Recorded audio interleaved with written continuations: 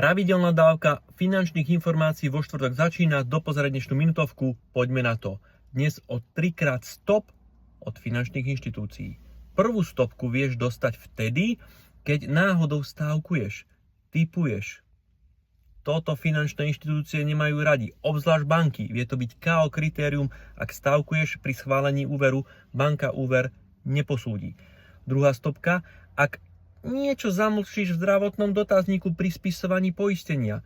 Nezamlč nič, pretože vie to byť potom stopka, že ti peniaze poisťovňa nepošle, keď sa niečo stane. Druhá stopka.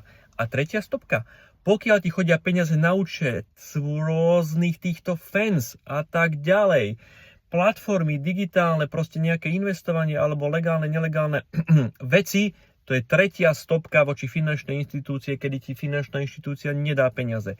3-krát stop, nerob to, lebo sa nedostaneš k peniazom.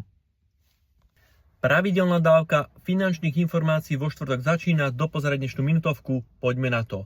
Dnes o 3-krát stop od finančných inštitúcií. Prvú stopku vieš dostať vtedy, keď náhodou stávkuješ, tipuješ. Toto finančné inštitúcie nemajú radi, obzvlášť banky. Vie to byť KO kritérium, ak stávkuješ pri schválení úveru, banka úver neposúdi. Druhá stopka, ak niečo zamlčíš v zdravotnom dotazníku pri spisovaní poistenia. Nezamlč nič, pretože vie to byť potom stopka, že ti peniaze poisťovňa nepošle, keď sa niečo stane. Druhá stopka.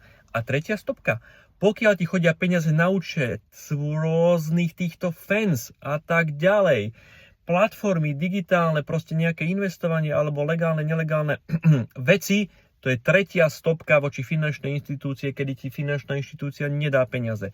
3-krát stop, nerob to, lebo sa nedostaneš k peniazom.